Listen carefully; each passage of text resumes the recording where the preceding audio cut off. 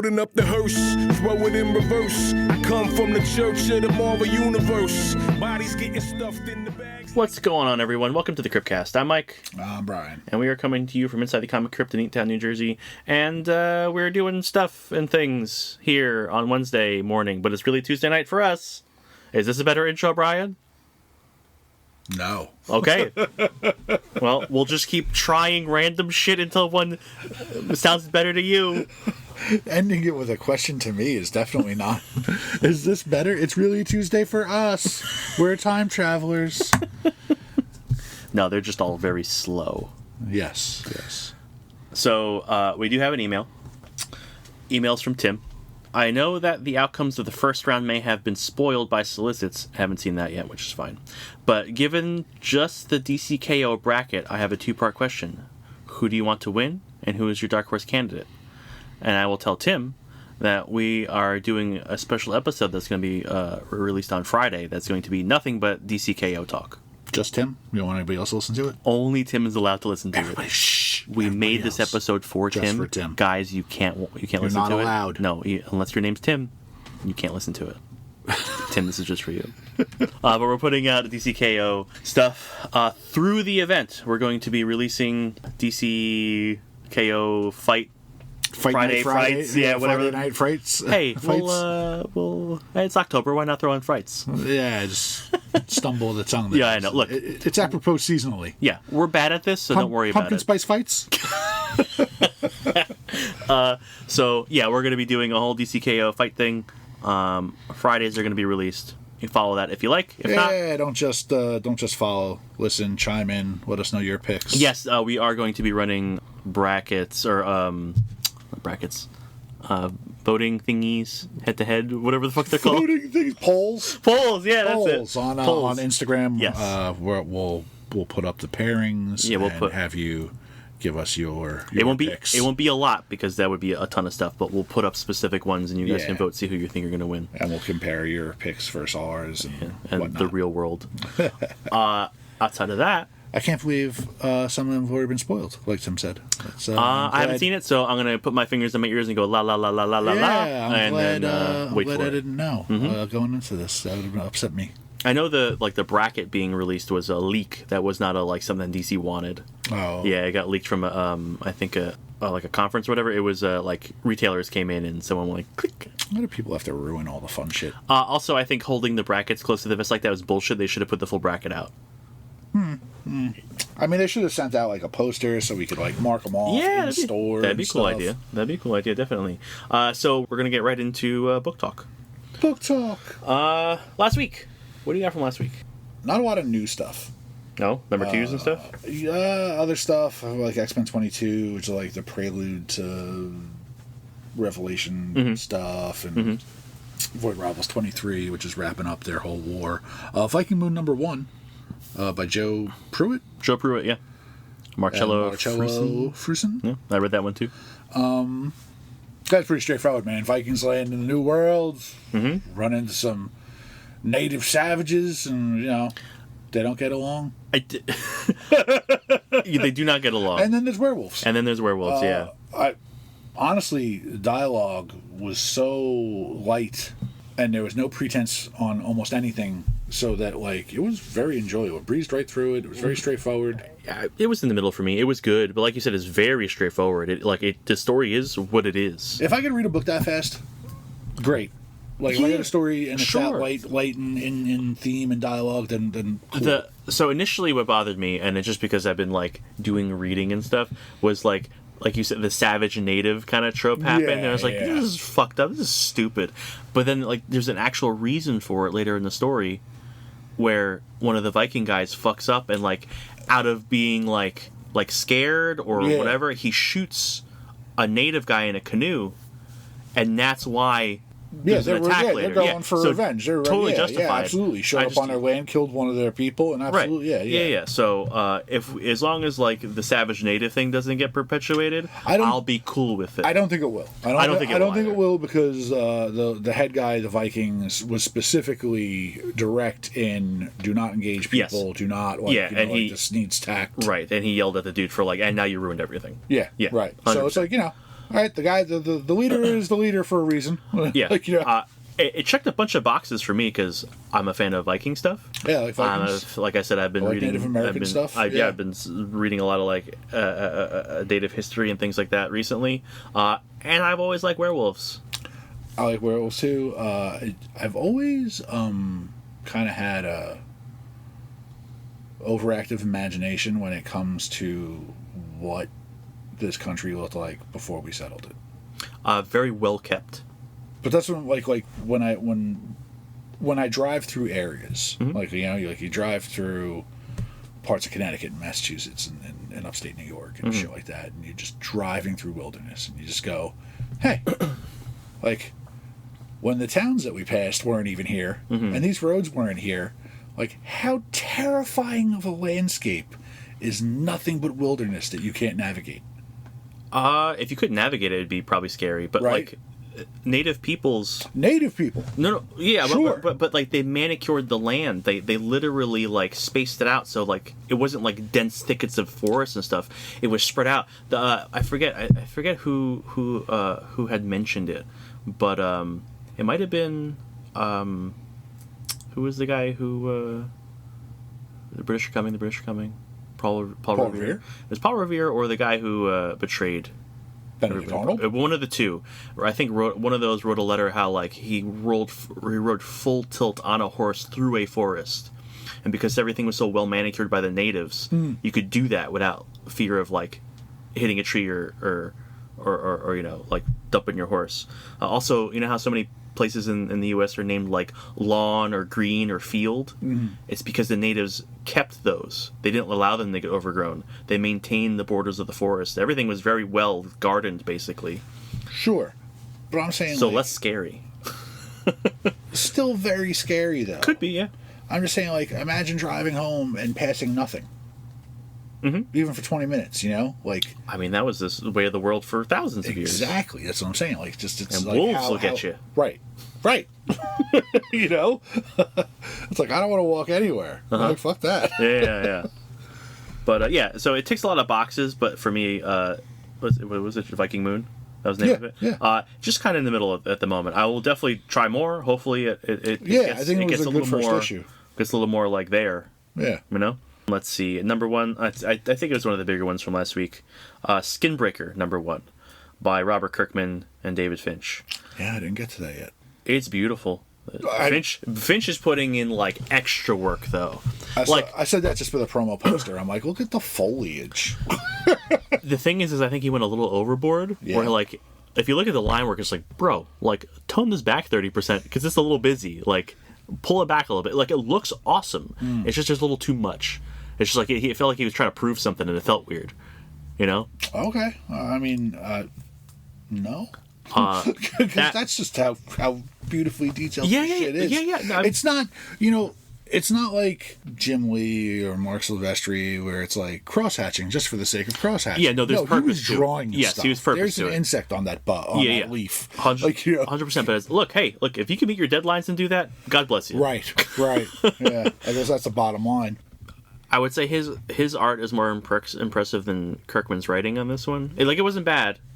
It just didn't wow me. It wasn't like a grab you and like, oh my god, I can't wait to read the next one kind of book. I don't know whose writing would be as impressive as Finch's artwork. I'm just saying, like, Kirkman has Finch's writing isn't. He's done double duty on books, and his writing isn't as impressive as his artwork. Yeah, double duty people. It's hard. Yeah, it's hard. Essentially, the stories about orcs. They're not called orcs or something else, but they have that orc vibe. They look like orcs. And it's an honor-based society that very much like values strength, and the leader's getting old, and in order to like retire, someone younger has to call him out and have to fight to the death. And he wants it to be his son, and the son's like, no, I still have so much to learn from you. But there's this other dude who's like, no, he's weak, and then that's how it comes in. Also, the main guy's kid, they have like a weird thing where they have like a big crystal sword and like the sun shines through it and it does something to their skin. It's called skin breaking, hence the name. And his son is 8 years old and still hasn't broken his skin, which is a huge problem because he's seen as weak. Right. There's a whole bunch of like that stuff going on. So it's set up a lot. It didn't like wow me. I like all these societies where you have to like kill people to take over. Can't you just retire? No. I mean, it has nothing to do with. I'm sorry, you guys, but that's how I run orcs in my D&D world, where they're not like crazy evil savages. It is just like an honor-based strength. Is everything kind of society. Sure, but if I'm old and weak and can acknowledge that I'm old and weak, can't you just fucking have the job and let me retire and like have some peace? No, because when strength is the most important thing. Bad retirement system. That's all I'm saying. I mean, you don't have to worry about like where you're going to live after, because you'd be dead. Who's going to take care of me? Nobody. What else you got? I read issues 3 and 4 of Gehenna, right? Issue 4 came out last week. Yeah, it wrapped up. Now it's on a hiatus. But we're going to get a second volume. We already know that. But that was a fun book. It was, again, it's not, I've been echoing it the whole time. Not my favorite thing in the world. It's a quick, fun read, though. I like it's so action-based. It's so action. It's nonstop action. It's nonstop action. It should be a movie. It is nonstop action. That movie we get very tired. She's like, oh my god. Yeah, she's one scene to the next, dragging the kid behind her. Like it is a lot. But I do love the world building. Like every issue, there's like a new character or a new aspect to the world. Like they add, they kind of casually mention that they're superheroes. And by issue 4, she is in a superhero brawl. Yeah, like Public Defender, which is funny. He's just Black Cat. Yeah, with a suit. He was funny. But I enjoyed that book quite a bit. So, the Mortal Thor #2, Al Ewing and Pasquale Ferry, still good. I still like it. He goes after the rest of the biker gang that attacked him, and he didn't kill any of those guys. They specifically said. No, he just Batmaned them. He beat them unmercifully with a hammer. One is in the hospital in intensive care, so one of them might die, but he didn't kill anybody. And that was the one he smashed his head in with the hammer. But he goes to he goes upstate to their club and just fucks them up. But first, it's stupid and brilliant all at once for me. He attaches a bungee cord to the hammer so he could throw it and pull it back. Yeah. Mm-hmm. Yeah. It was fun. Nope. Yep. I think I put 1 and 2 back on the wall after you told me about one. You told me about 1 and 2. I was like, no. It's a fun read, and it's taking Thor down to a level that I appreciate. I like the street level justice. And then Loki's in the back being like, he's like a weird homeless dude who's kind of like orchestrating stuff. Mm-hmm. So that's it. It's just a fun read so far.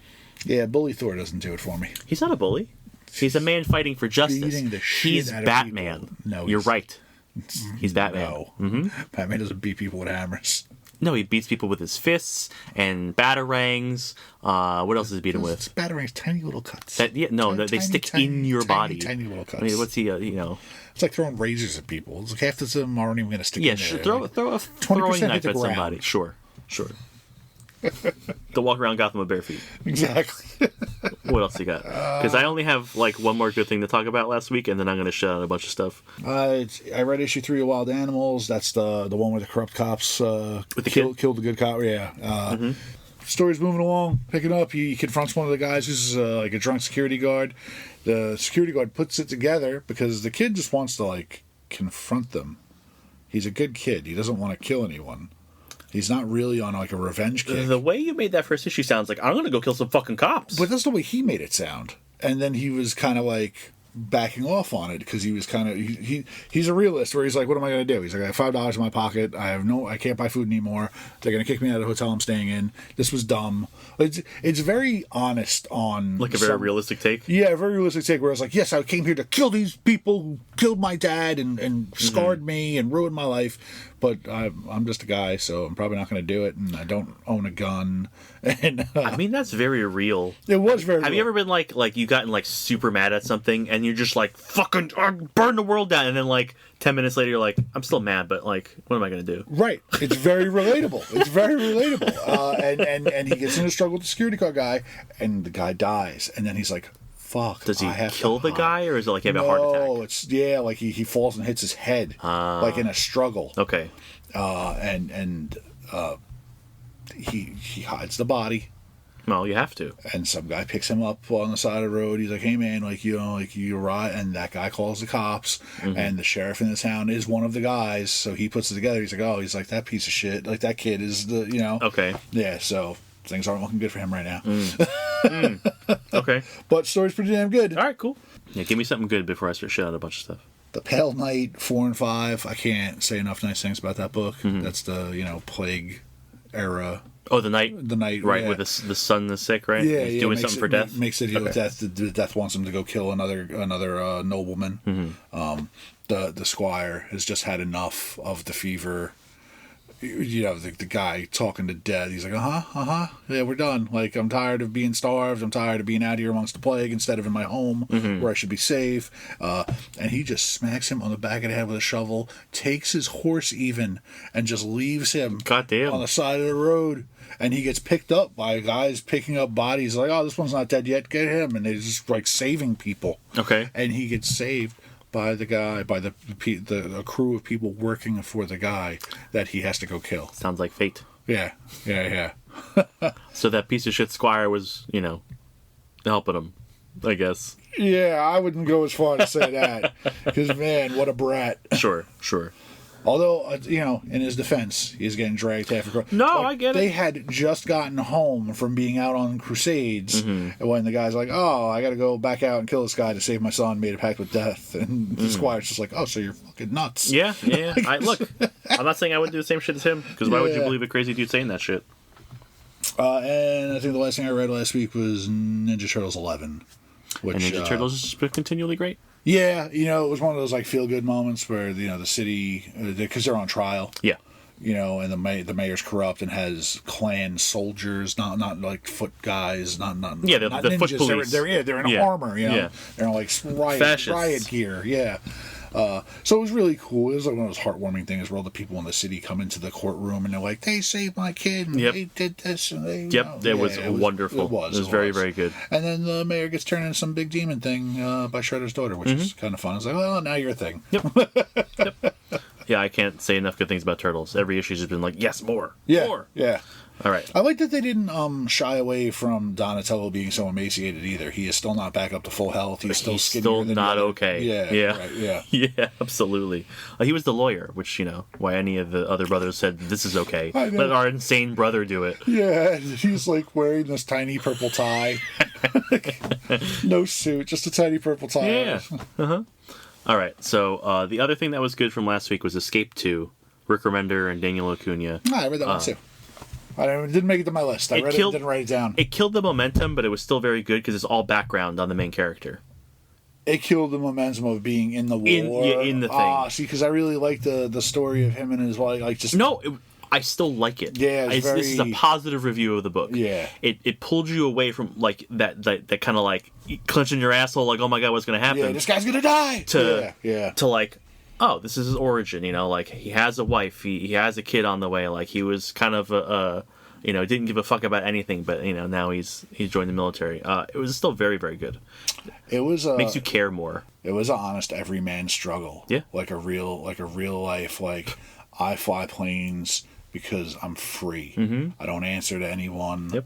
I do this thing, and he falls for the girl, and the romance is great. And then there's the kid and bills and stress, and then you got to get the job with the father-in-law and give up the plane and sell the plane, and it's like selling your heart and letting your dreams go for a very symbolic. You have so much, but you felt like the gravity of it, and it's not burdened with a ton of dialogue. It's very simplistic and you get all of that emotion, all of that conveyed in that, where it's just like, he's not a bad guy, but he's losing his temper because he's given up his dreams, and he's still struggling. Like, it's like, I'm doing everything I'm supposed to do, and I still can't get there, kind of thing. Yeah, it's an interesting thing too with the time period of say, because it's a fictional thing, but it's World War II. It's World War II, so it's an analog of the 1940s. Right. But her having the sense of patriotism, where it's like, yes, you go fight. Yes, husband, I will miss you. Yes, you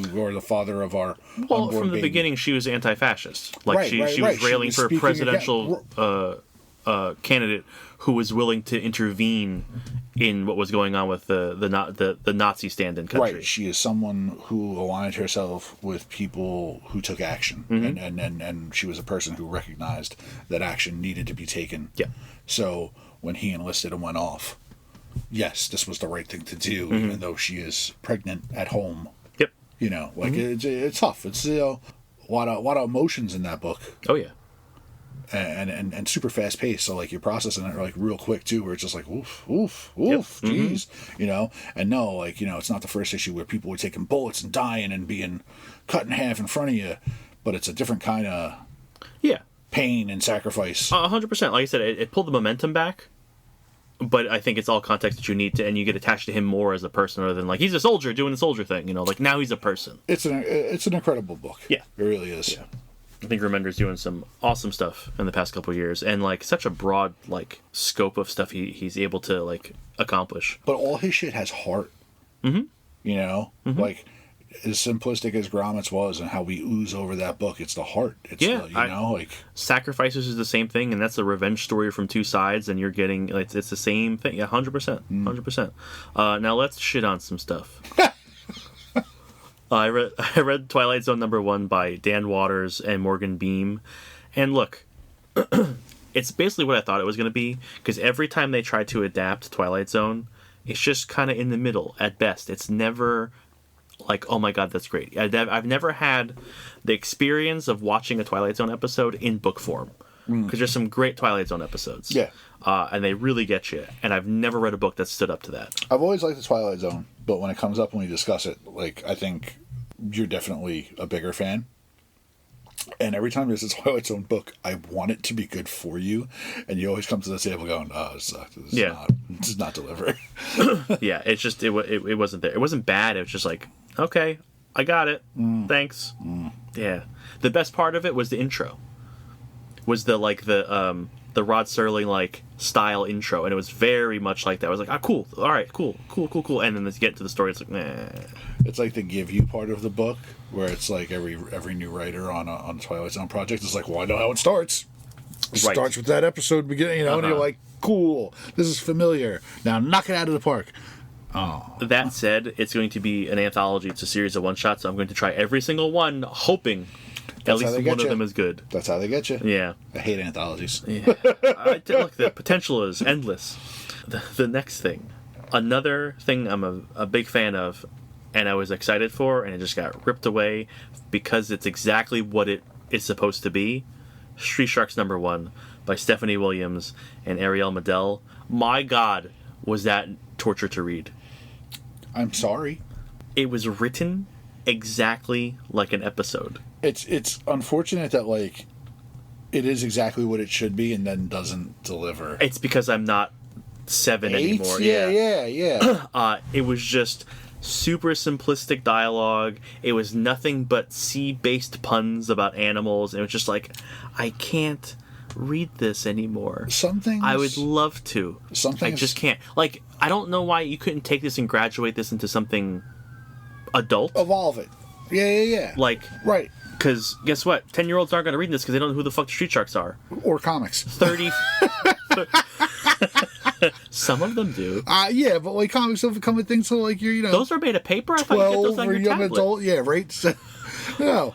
But I always said you get introduced to like toys and comics, cartoons and video games, and then once you get your shit together and you can read a full sentence, you start looking at the books. Oh, this shit's that old. Oh, crazy. There's history here. Crazy. But things like Street Sharks. The week before that was Cowboys and Moon Mesa.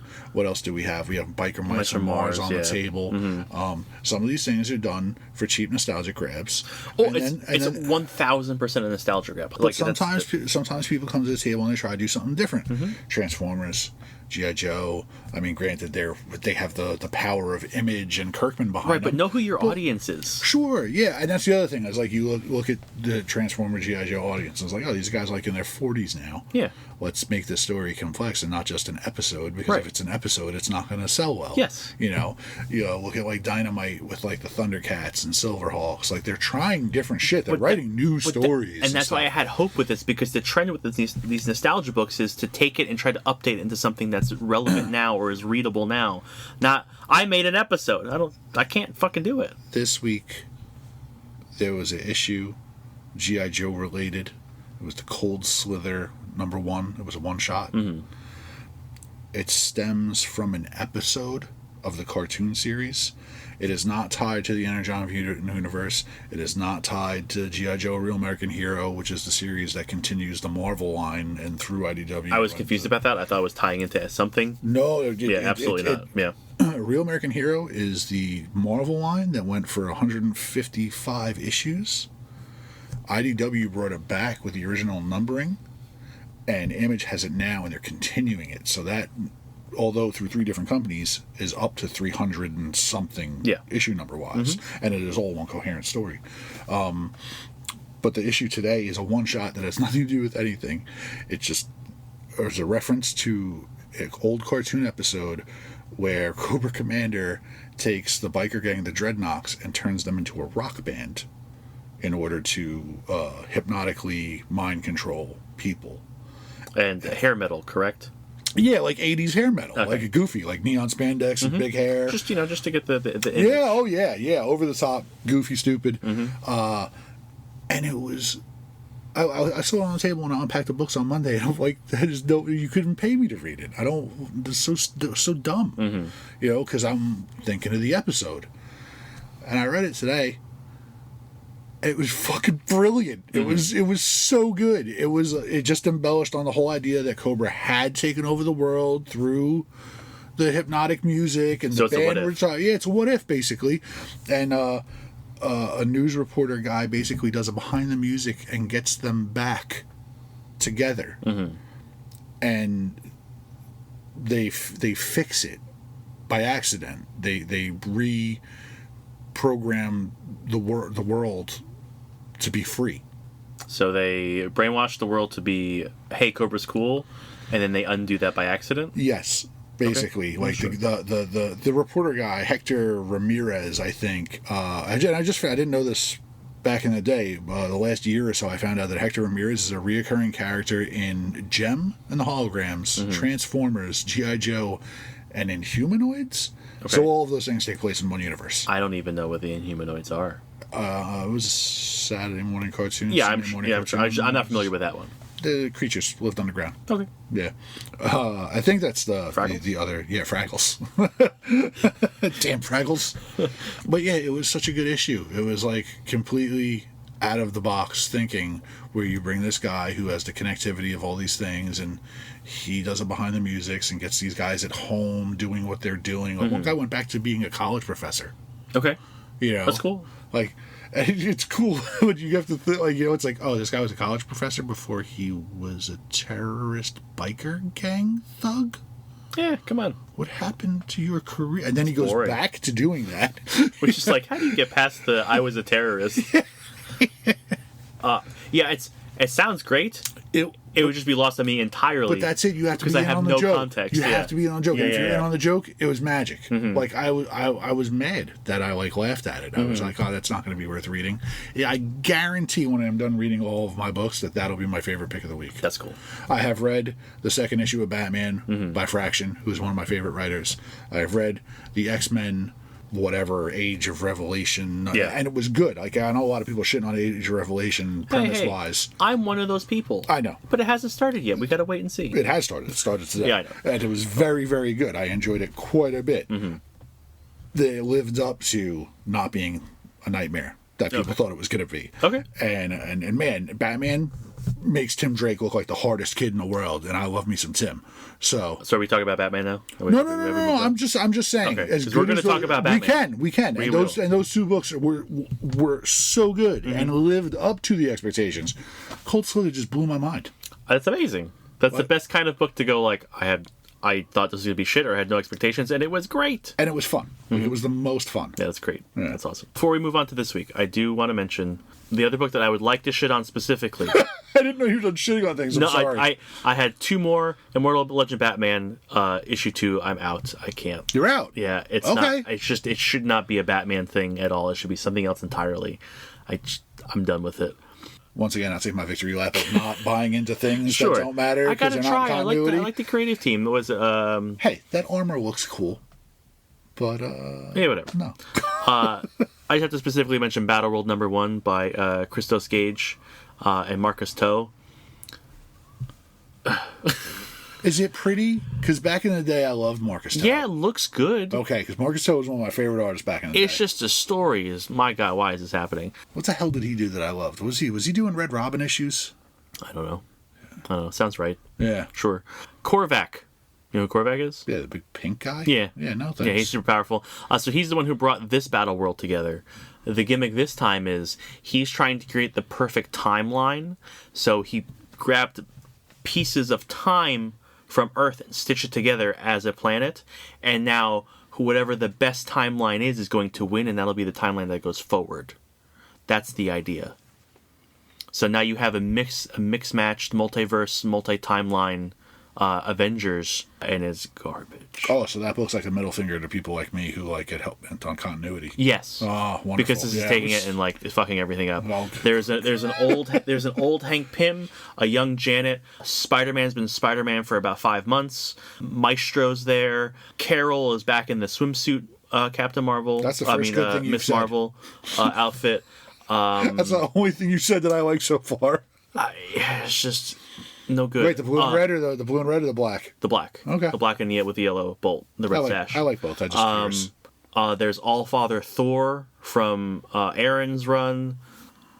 It's just a fucking mess. No, and thank you. Korvac shows up and goes, "Hey, these are the rules." And then Maestro goes, "Oh, okay," and he tries to kill all the Avengers. Yeah, because he's Maestro. Yeah, they didn't know that though. That's it. That sounds awful. Yeah, it's not good. I just held it with 2 fingers and no thank you and put it right back on the can. Let's talk about some good books this week. Sure. You want to start with Batman? Yeah, Because you we already start with mentioned. Batman. So Batman #2, Fraction, and Jorge Jimenez. This was great. It was. Good. Yeah, it's him just being the man. It was 100% a Tim issue. Yeah. The thing that I took away from it is it's making Batman a real person, not just a brick wall of a rage monster. Batman is generally the best dad he can be when he's interacting with Tim. Right, but we never see it. We never see Batman being a good person. He's always sad, mad, or something else. He's never being a good dad. He's either like down on himself, like, oh, I did such a bad job. And it's everyone going like, hey, no, Bruce, it's okay. It's going to be okay. He's being a good, and like in the past and now. Yeah. I can't say this enough. That character has always existed. I know it has, but it's been so long since you've seen it. There was, get back on my shitting on Flashpoint soapbox. Sure. But pre-Flashpoint, 183 issues of Tim Drake having a Robin run, 15 years of Tim selling a book by himself. Okay. That's where you get Bruce being the best dad. Okay. Like, issues that would make you teary-eyed. That's very cool. But I want it in Batman. I know you want it in Batman, but he can't ever be soft in a Batman issue. But he is. And it's great. Well, now I'm he is. just saying, in 2 issues, you've made Bruce a human being again. Uh-huh. And I go, oh, you're not just Batman. This is good. This is great. Dick Grayson, before being the Teen Wonder, and before being Nightwing, the Boy Wonder, used to bring out the best in Batman. Mm. You know, Batman would laugh and smile and call you chum. And, like, the world's finest was not Batman and Superman. The world's finest was Batman, Superman, and Robin. Mm-hmm. Like, he deserved to be there amongst the trio. He earned his spot as a kid. Sure. And Jason didn't bring out the best in Bruce. No. Damian does not bring out the best in Bruce. Tim is that kid. Yeah. Is that kid. He, from the minute he shows up on the doorstep, he's like, oh man, this kid is too smart.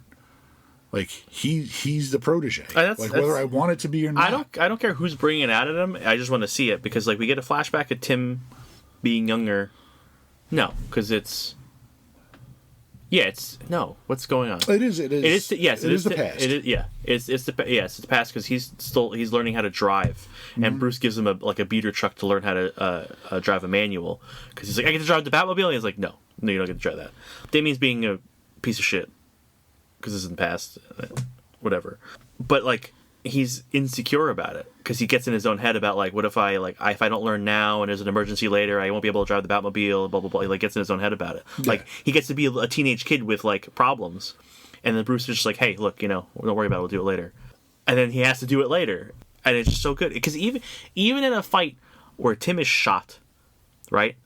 Tim is shot, and then he beats the shit out of a bunch of like guys in a paddy wagon, which is amazing. Yeah. Like takes out like 6-7 dudes. Yeah. While handcuffed and shot. He breaks the handcuffs. Yeah. Crazy. Yep. Like, not like he lets a dude hit it and it breaks. He muscles them apart. Yep. Bruce shows up to get him, and then there's a thing.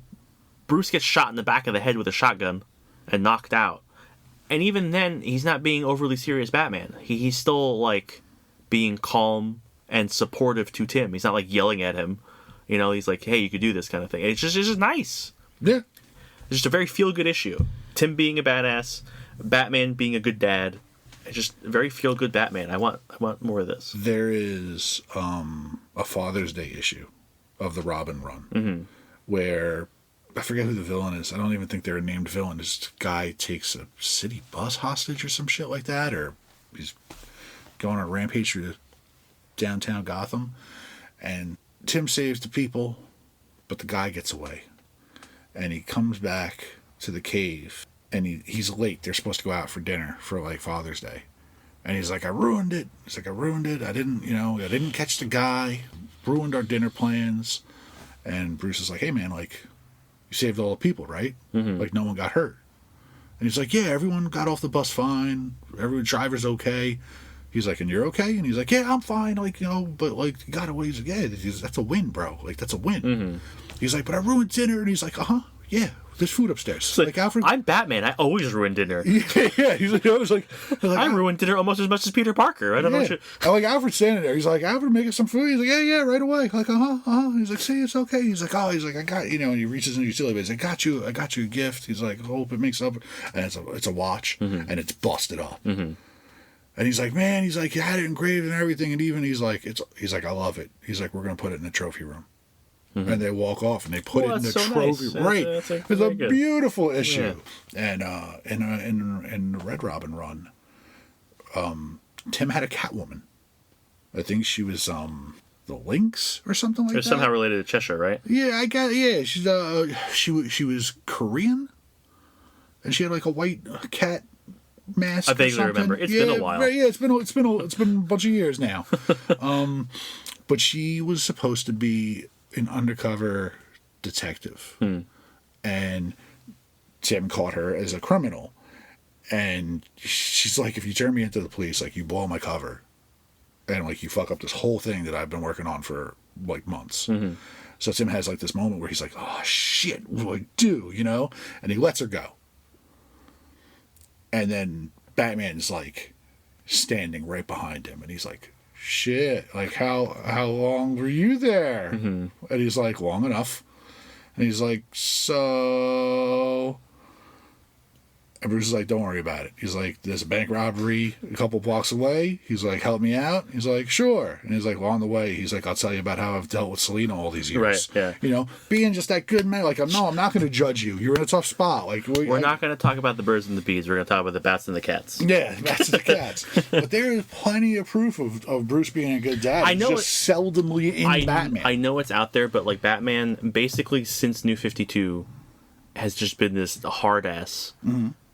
Like, unrelenting, and it's just it's really frustrating, and it feels so good to see Batman be a person.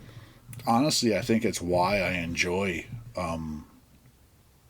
that Tim Drake run as much as I do, because there isn't a Nightwing run, there isn't a Dick Grayson Robin run where you get that. You get that in early Batman where it's campy and jokey, and then once he's Nightwing, there's a certain amount of animosity that's there. Sure, the separation, I'm leaving, like, a rebellious teenager, I'm yada, my own yada. man, Yeah. I think it was fun at one point in Nightwing's run where Tim was like mini Batman, and they were both dark and brooding in the Batcave, and Dick had taken up parachuting for no apparent reason. Yeah, just adrenaline. He's a thrill seeker. Yeah, he's a thrill seeker. And he parachutes onto the front lawn of Wayne Manor and like comes down to the cave, and he's like, "Hey, grumpy guys, what's going on?" And it's like, look, this is fun too. Yeah, yeah, it's a wonderful issue. Better than the first one, I think. Yeah. That said, it's setting up a thing where like we're starting to move the plot forward a little bit, where now Commissioner Vandal Savage has the thing he can use because a cop died in the thing. Right.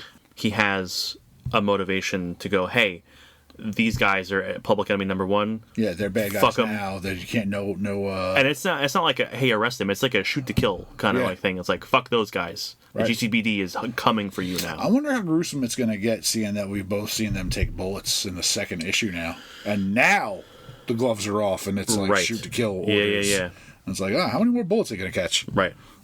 The only other big thing I have this week is Absolute Evil #1.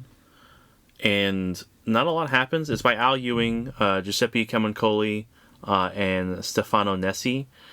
They formed the Justice League. Okay. Yeah. The Justice League isn't the Justice League, though. The Justice League is the Legion of Doom. Okay. Yeah. What characters are they using? You have Hector Hammond. You have Ra's al Ghul, who's basically Vandal Savage. Like, he's a big, like, hulking, like, caveman dude. You have Thawne, who's a female. You have Joker. And the director... She's just a government position. I just don't remember her name. That's not Amanda Waller. No. She's like an Amanda Waller stand-in. I just can't think of her name right now. A blonde lady with the short... I flipped through that. I didn't see Joker in it at all. Joker's just a regular dude. Oh, he's just a guy. Yeah. Okay. But, like, they make it so, like, he never jokes. Don't tell him jokes. Like, he doesn't ever laugh. And they get the seriousness of his character by some of the context from Batman, but the seriousness of his character and the fact that Vandal Savage respects him. Not that Ra's al Ghul respects him. Okay. And, like, because Hector Hammond's kind of jokey. He basically tells him, like, no, he never jokes. Don't do that. Like, as if there's going to be consequences for it, kind of thing. Okay. But they all kind of form a coalition to go, like, hey, these people are starting to come up. We need to take care of this. Talking about, like, Superman, Batman, Wonder Woman. So that's an intimidating Joker in a whole different way. Yeah, in a whole different way. And he's the billionaire. He's the one with money and power. Oh. Yeah. Okay. The thing is, they do like a flashback to the 50s and before and kind of give a little history, where every time in history, like a Golden Age hero would pop up, they'd be taken out. Like Wesley Dodds, give his little origin. He did this, he did that, and then he was found shot in his laboratory.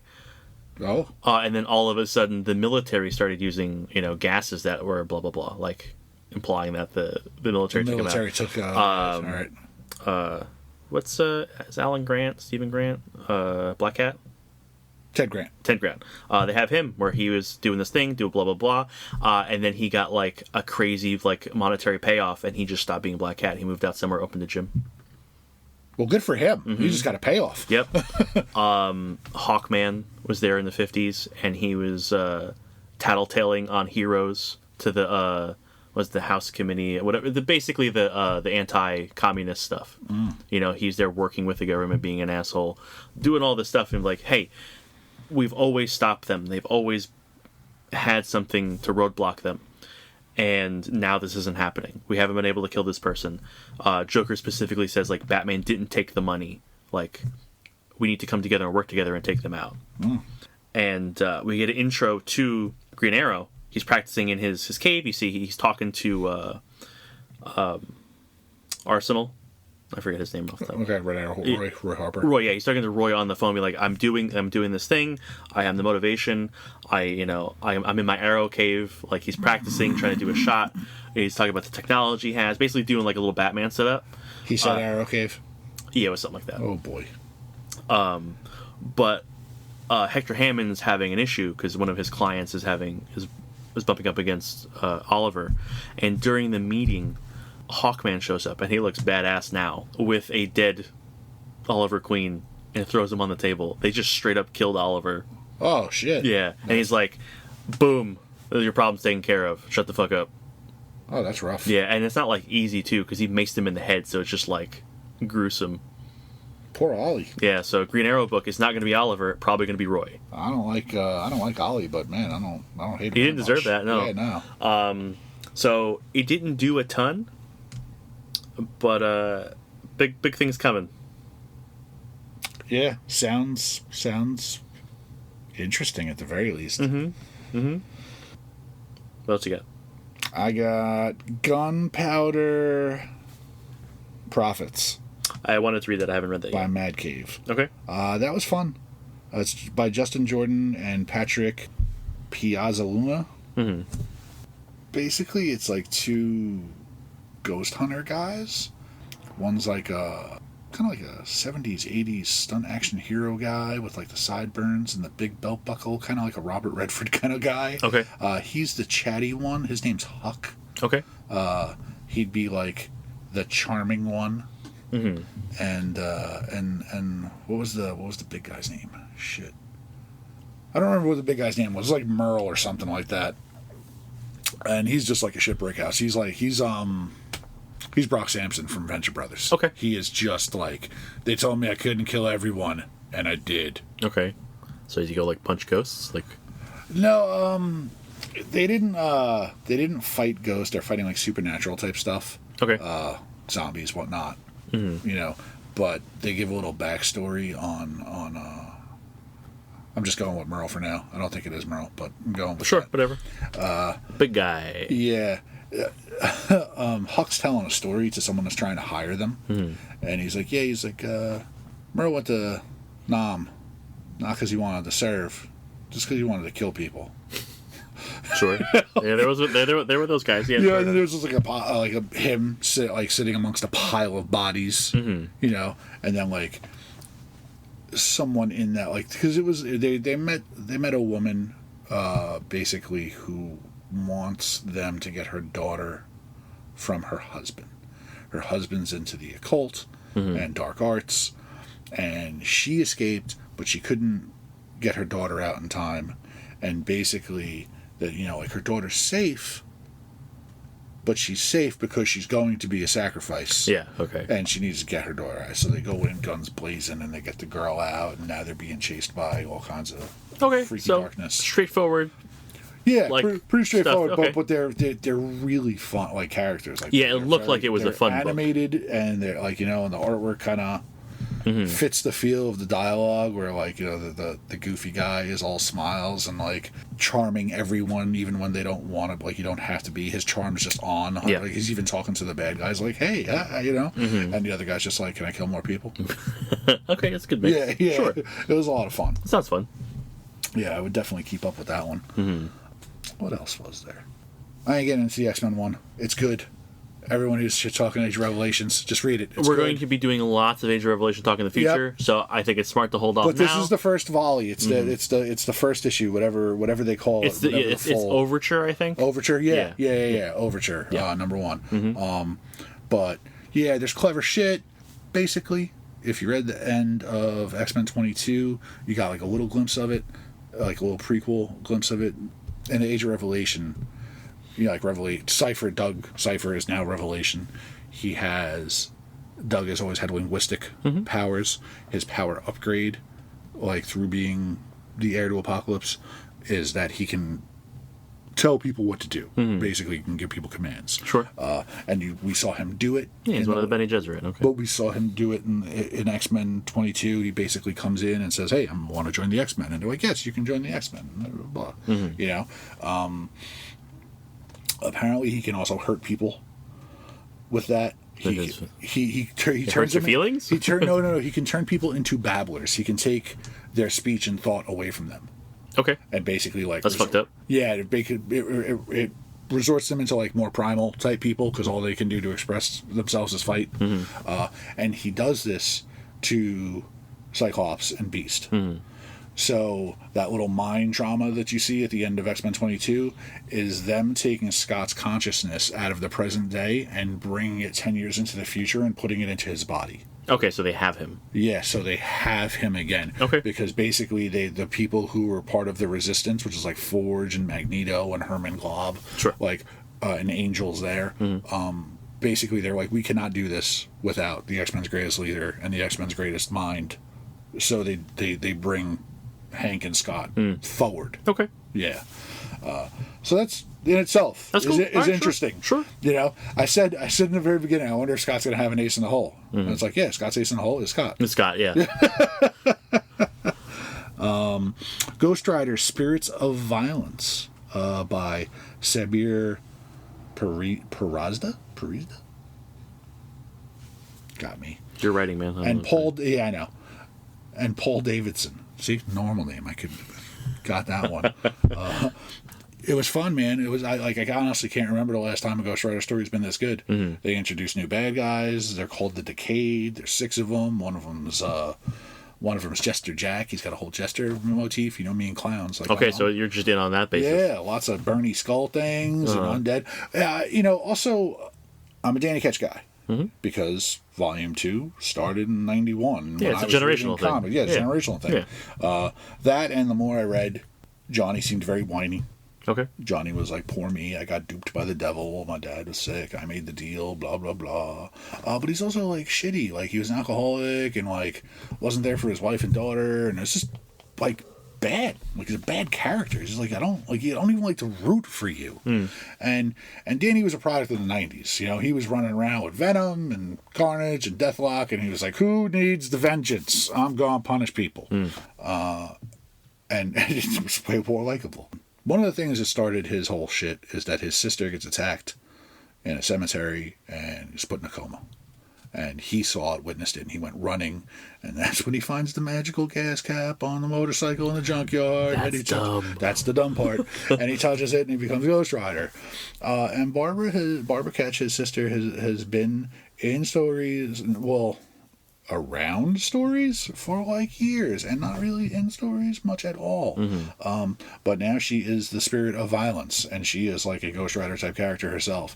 So it's cool because like they almost seem to shy away from making Ghost Rider like a legacy thing because like Danny and Johnny are half brothers, and they do acknowledge it in the issue. Danny's like our sister, you know, and then Johnny's kind of like, yeah, your sister. Sure. And it's like, all right, so we're acknowledging the thing but still not like acknowledging. So it's like, okay, one foot in, one foot out. Like it's cool. Like that's half brothers. Yeah, but that's what it is. It's like you know, I like when they embellish on things that have already been there, and like it's always interesting with comic books because they will fucking take shit from 10, 15 years ago and be like, hey, remember that? No, it's a whole different crop of readers except for the 8 assholes that are still doing it. Yeah. Like yeah. But I've been waiting for stuff like this for a long time. Like Sure. Yeah. I have no connection to Ghost Rider, so like I got nothing. Sure. I read Spider-Man Noir #1 by Eric Larson and Andrea Brocardo. I don't know why I did it. Was it not entertaining? Because, like, Eric Larson tends to be pretty funny.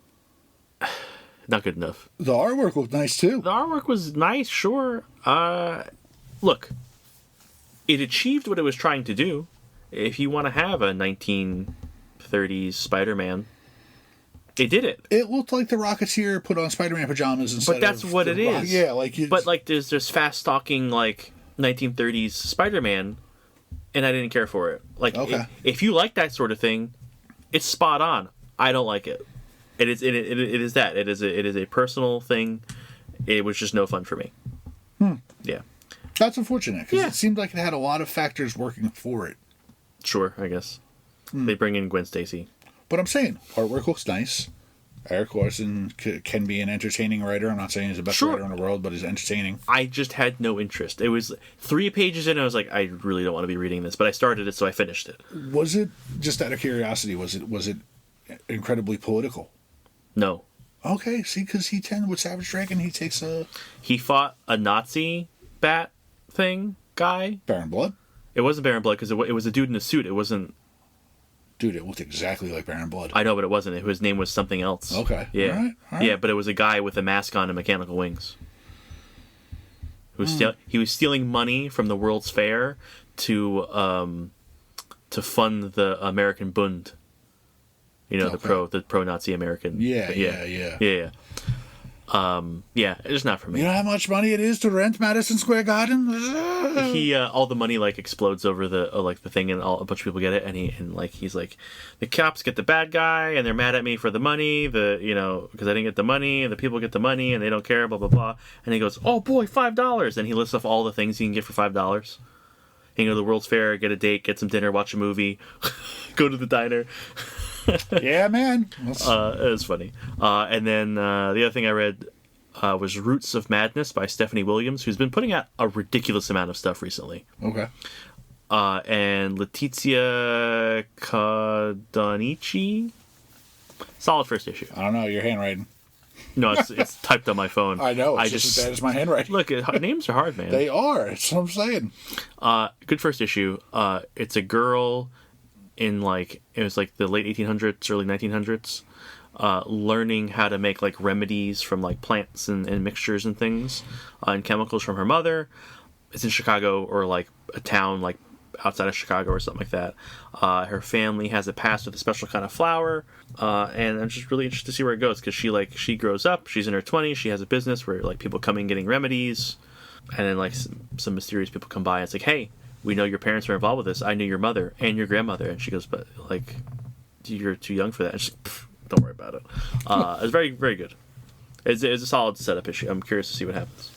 You're too young to mess with botany. What the hell? It's more chemistry. Sure.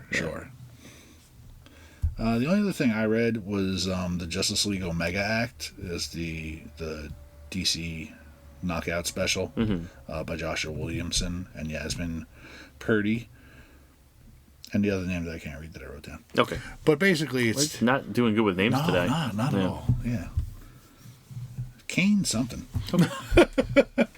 Apologies, Kane. Thoughts on that? Well, for not... I'm so backed up on DC stuff that I don't necessarily really want to read. Okay. And basically this issue said, hey, go read that. Oh, okay. Yeah. It was hey, all the stuff that happened in Justice League, the last couple of issues that you need to read, dummy, go read it. And I was like... Fair. Okay. Fair. I probably should go do that. Mm-hmm. But essentially, it does build the premise for Omega Energy being out there, combatants having to reclaim it, and basically the Time Trapper is your voice, your guide through this. He's going with Animal Man, and I'm sorry, not Animal Man, Booster Gold. And the Flash. They travel to a couple different places, and you get the whole gist of it. And why I have to read the Justice League stuff, and God, maybe even Superman stuff, which I'm not thrilled about, is that the Time Trapper is now Doomsday. Mm-hmm. But he's a very emaciated Doomsday. Yeah, he's very thin. Not Jack Doomsday. He's So he's trying to persuade Animal Man to find other ways to save the universe, and Animal Man is very much but we should tell the rest of the heroes, and Doomsday keeps coming down to, yeah, but I'm me. What? What is he saying? That no one's gonna no one will listen to me because I'm okay. Yeah. That's fair. Okay, that's a good point. And especially since Booster's get him a mask or something. Right. And Booster's it's Superman is the greatest guy in the whole goddamn world, and he's standing right there. Let's just go tell Superman. And he's yeah, that's great. But me. Uh-huh. Okay, all right. But then, basically, at the end of it, since Flash, Doomsday he has time powers now. Mm-hmm. He froze them, the Justice League, on the Watchtower, so him and Booster could have this conversation, and they're going through a portal. And Wally runs through the portal. He's you're fast, but you're not faster than me. And he kind of catches up to them, and he's there. And he, there's a legion of superheroes in the future that are all Omega corrupted. Mm-hmm. And they're coming to kill Booster. And probably Doomsday too. Sure. So Wally is their way to get out. He's I can navigate time. He's there what? He's yeah. He's I'll do it the whole time. I can do this. Time travel? Mm-hmm. It's my thing.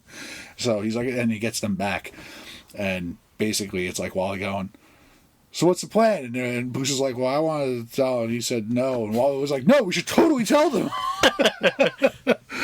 Actually sounds fun. Yeah, it was wacky. It was wacky. Right. I think it's not necessarily going to be pivotal as far as the fighting. Mm-hmm. I think the fighting is going to be the fun of the event. Sure. And the story a little less so. But having Booster and Wally be the two guys going, yeah, of course we're going to tell Superman. Sure. Yeah, it's yes. Mm-hmm. But again, why would Doomsday have any kind of common sense? Right. Like when it comes to this. Right. So, Sure. yeah.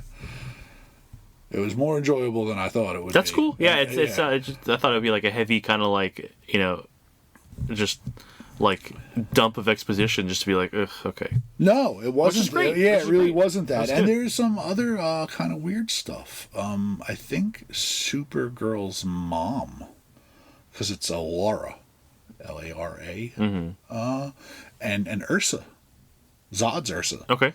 So Laura and Ursa are like spelunking and doing exploratory stuff on Krypton. Krypton was still like there was Sure, whatever. back before it blew up. Like they were buddies, and Ursa is about to go. Like it's the day before she's about to go sign up and join the military, and Laura is about to join the Science Council or some shit like that. And it's like, oh, this is cool. And they find this area that looks like it's a bunch of portals, and they're like, oh, this must be like old, and this must be from when like Krypton traded with other planets and actively traveled to and did business with other planets. But then at some point, apparently, Krypton cut itself off. Or Was it isolationist? Like, it's like, nope, we're done.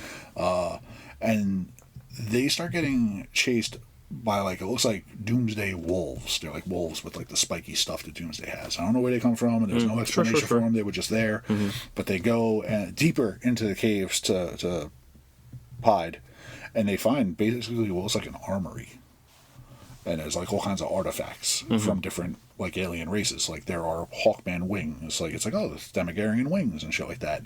And they find a heart that looks like it would be Darkseid's heart. Okay. And they're kind of talking about like Doomsday things and like weapons and like stuff like that. And they're like, we wonder if there's something that could stop, And then like as they're leaving the chamber, it focuses on the heart, and it's like, oh well, they need that. Yeah. That's the thing they need. That's the thing. Yeah. Yeah. Sure. Okay. Yeah, and I think it is like it looks like it would be Darkseid's heart. It's like stone, and there's cracks in it, and there's like a couple of steel pipes coming out of it. Yeah, it's like I don't know. Yeah, that's called art. Yeah. All right, cool. That's cool. Yeah. Yeah. Only other thing I read this week was the White Tiger. Do you have answers to my questions? You know what my questions are. White Tiger Reborn #1 by Daniel Jose Older and Bruno Abdias, and then Cynthia Pelayo and Moises Hidalgo. Basically, it's, hey, do you know who the White Tiger is? If you don't, read this. And that's all it is.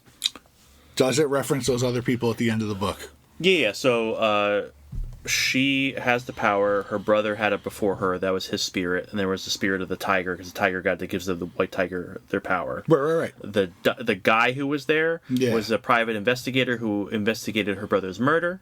Okay. Or their parents' murder, rather. Because their parents were murdered and he became White Tiger. Not a White Tiger. He is not a White Tiger. That dog you saw was his dog. Okay. And the cat that was there is a bodega cat that she was chasing earlier in the issue.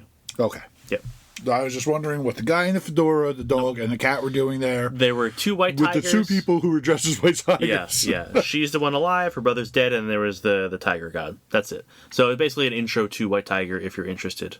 It gives the background of her brother Hector and her. And that's why TV's bad, okay? Mm-hmm. Because I thought it was her uncle, the original White Tiger. Mm-hmm. His brother. Yeah, well, it was that way on the Daredevil show. It was her uncle, I think. Mm-hmm. Okay. I think that's all I got. That's all I got. Next week, we're going to be, unfortunately, going over Tank Girl Color Classics Volume 1. Could you, even begin to comprehend? Well, I know you can comprehend. Can you, did you even suspect it would be as bad as it was? No. I didn't even think it was possible. I went in fairly optimistic that I would have some fun. Expecting to love it. And then I didn't. Spoilers. Yeah, wildly upset. Unfortunate. Just unfathomable. Yes. Unfathomable. Yeah, so if you want to hear us shit on something for an hour and a half, tune in next time. Yeah, I mean, look on the bright side. When we shit on stuff, it's pretty entertaining. I don't know if that's going to be entertaining. We'll see. Crikey. Yeah. Well, thanks for listening. If you would like to email us with discussion topics or questions or future book reviews you can give us that are better than Tank Girl, you can... That shouldn't be hard. No, it's not going to be hard at all. You can do that at thecomiccryptcast@gmail.com. You can follow the store on Instagram and Facebook. Links for those will be in the show notes. Go read your books. Seriously, because there is a ton of shit to read currently. Too much. Too much.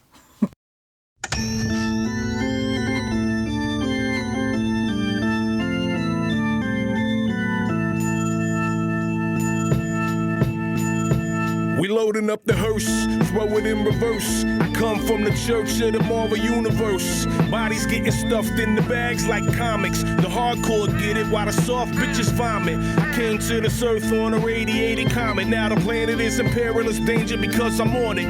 Fly super villain with the superpowers in me. Got the red issues and all my shit is minty. Body like Ben Grimm, suckers I be beating down. Look around and we be found chilling out in Eatontown. I be at the comic crypt stacking up the kryptonite. Doomsday and Superman every time I grip the mic. Dark Phoenix overloading, supernova sunspot exploding. I'm the Punisher reloading Bobby Drake when he's frozen. Storm forming ominous clouds over the ocean. Working with Professor X to master my emotion. Have you posing in the box whether you know it or not. I'll easily bag your bitch like Logan did to Scott. Mr. Sinister plots when I administer shots to clone Gene from a jeans. Then this shit'll get hot like Inferno. Burn slow, humans are ash. God loves man kills in the days of future past. Now I'm working on a science lesson. Me and Brian Stratton, a rat in a cage who can't stop buying X-Men.